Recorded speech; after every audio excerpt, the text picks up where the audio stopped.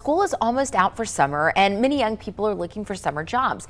But it's important to help them learn to navigate the world of working and making money now while they're younger. Joining us with some advice today, Beth Moody from the Welch Group. Thanks for being with us today. You're welcome. So basically, it's super important, and it's a great skill that they can have to earn some money, but they need to be smart about it, right? That's right. And for a lot of kids, the summertime is the first time when they can get some meaningful hours so that it can actually start making some money.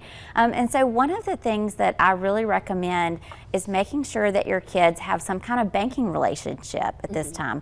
This is a great way to introduce them to being able to go sit down at the bank, open an account, teach them how to use an ATM if they don't already know, but then also... And not just the parents as the ATM, right? Exactly. And you know, also everything we do now, for the most part, is digital, but having them learn how to balance a checkbook and just see money coming in and money going out. Okay.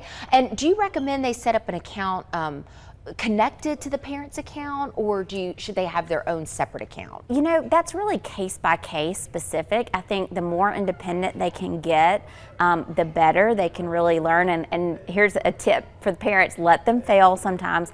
But you know, while they are learning, if you want them to have a little backstop, maybe with an overdraft protection that's linked to a parent's account, I mean, that can be beneficial too. I think, again, every kid is different and every family situation is different. Okay.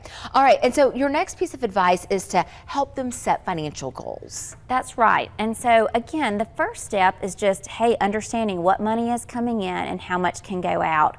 And it's going to be tempting for a lot of these kids because, again, they're making more money than they could during the school year to go out and buy all the fun things and spend it, you know, paycheck to paycheck. But I would encourage you to sit down with your kids and help them set some goals. So, for example, one of those goals might be they can work a lot this summer, but maybe they have sports during the fall and spring and they can't. So figure out with them how they can save some so they can still do some fun stuff in the fall and spring. Of course, you know, if they're in college and, you know, maybe they need to save for tuition or things like that. But then, you know, don't forget about retirement. It's also pretty powerful to start some sort of retirement savings now.